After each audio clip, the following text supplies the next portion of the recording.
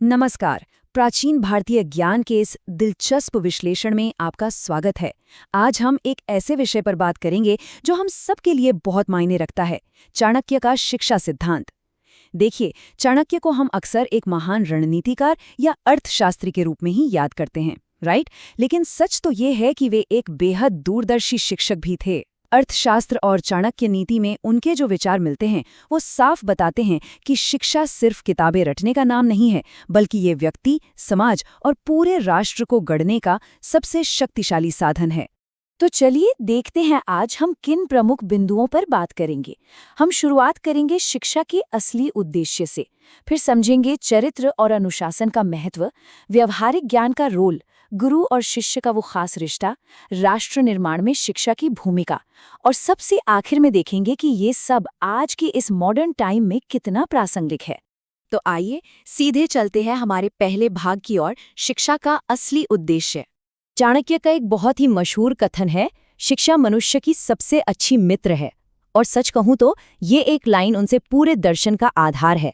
जरा सोचिए, शिक्षा ही तो वो साथी है जो जिंदगी भर हमारा साथ निभाती है, मुश्किल वक्त में एक ढाल की तरह हमारी रक्षा करती है।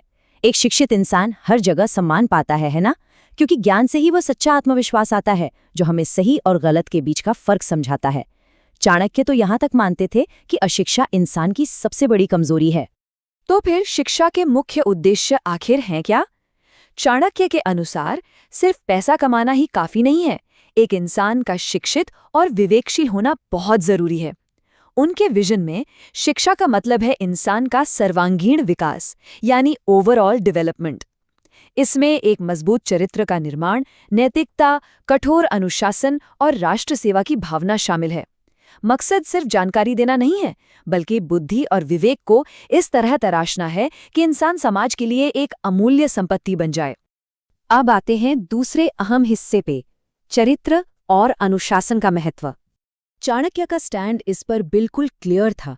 सिर्फ बहुत सारा ज्ञान हासिल कर लेना ही काफी नहीं है। अगर इंसान का कैरेक्टर, उसका चरित्र अच्छा नहीं है तो वो ज्ञान किस काम का? उनके मुताबिक सच्चाई, अनुशासन, विनम्रता, आत्मसंयम यानी सेल्फ कंट्रोल और अपने कर्तव्य के प्रति निष्ठा, ये सब एक विद्यार्थी के अंदर होने ही चाहिए। उन्होंने बहुत सख्त लहजे में ये चेतावनी भी दी थी कि एक चरित्रहीन विद्वान समाज के लिए किसी खतरे से कम नहीं है। अब सवाल है कि ये चरित्र बनेगा कैसे? इसका सीधा जवाब है कठोर अनुशासन। चाणक्य का मानना था कि अनुशासन के बिना हर शिक्षा पूरी तरह से अधूरी है। इसके लिए उन्होंने कुछ बुनियादी कदम बताए। पहला, अपने आलस्य को पूरी तरह से त्यागना। दूसरा, अपने समय का एकदम सही और सटीक उपयोग करना। और तीसरा, आत्मनियंत्रण की कला को सीखना। जब तक अध्ययन और अभ्यास में ये अनुशासन नहीं होगा, तब तक सफलता मिलना नामुमकिन है। चलिए अब आगे बढ़ते हैं और देखते हैं कि ये अनुशासित दिमाग असल जिंदगी में कैसे काम आता है, यानी व्यवहारिक ज्ञान और जीवन। एक बहुत ही दिलचस्प बात यह है कि चाणक्य कभी भी सिर्फ थ्योरी या किताबी ज्ञान के फेवर में नहीं थे। उनका मानना था कि शिक्षा का सीधा कनेक्शन हमारी रियल लाइफ से होना चाहिए। मतलब शिक्षा ऐसी हो जो वाकई जीवन में काम आए, जो इंसान को प्रशासन, राजनीति, अर्थव्यवस्था, व्यापार और यहाँ तक कि युद्ध और सुरक्षा जैसी असली चुनौतियों के लिए तैयार करे। ज्ञान की सार्थकता तभी है जब वो किताबों से निकलकर प्रैक्टिकल लाइफ में अप्लाई हो सके। अब जरा उस माहौल को समझते हैं जहां ये सब सीखा जाता है। हमारा अगला भाग है गुरु और शिष्य का संबंध। इस प्राचीन व्यवस्था में गुरु का दर्जा बहुत बहुत ऊंचा और पवित्र माना गया है। गुरु सिर्फ कोई इंस्ट्रक्टर नहीं है जो पाया और जानकारी देकर चला गया, बिल्कुल नहीं। गुरु वो है जो ज्ञान देता है, शिष्य का चरित्र गढ़ता है, उसे जिंदगी का सही रास्ता दिखाता है और सबसे बड़ी बात, वो इस देश के लिए एक योग्य नागरिक तैयार करता है। और इसके बदले में एक आदर्श शिष्य कैसा होना चाहिए?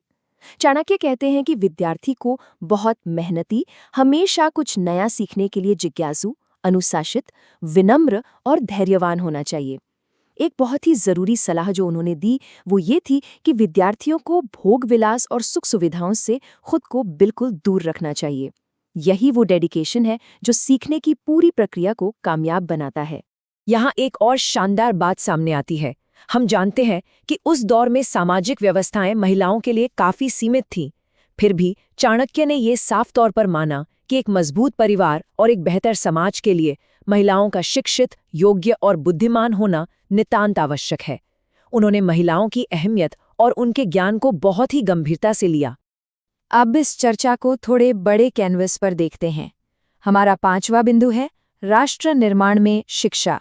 चाणक्य का विजन बहुत क्लियर था कि शिक्षा ही किसी भी राष्ट्र की असली ताकत होती है। उनका मानना था कि केवल शिक्षित नागरिक ही मिलकर एक बेहद मजबूत राष्ट्र खड़ा कर सकते हैं। यही वो सिस्टम है जो देश को काबिल प्रशासक और बहादुर सैनिक देता है। और सच तो ये है कि किसी भी देश का आर्थिक या राजनीतिक विकास पूरी तरह से उसके नागरिकों की शिक्षा पर ही टिका होता है। एक शिक्षित राष्ट्र को कोई हरा नहीं सकता। अगर हम इस पूरे प्राचीन ढांचे को एक साथ रखकर देखें तो सब कुछ आपस में बहुत गहराई से जुड़ा हुआ मिलता है। जैसे कि चरित्र निर्माण का सीधा सा मतलब है एक नैतिक और अच्छा इंसान बनाना। अनुशासन का अर्थ है खुद पर काबू रखना और समय का पाबंद होना।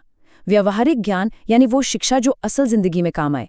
राष्ट्रहित का मतलब है देश को आगे बढ़ाना। और गुरु सम्मान का अर्थ है समाज में शिक्षक को वो सर्वोच्च स्थान देना जिसका वो असल में हकदार है। अब आते हैं आज के दौर पर।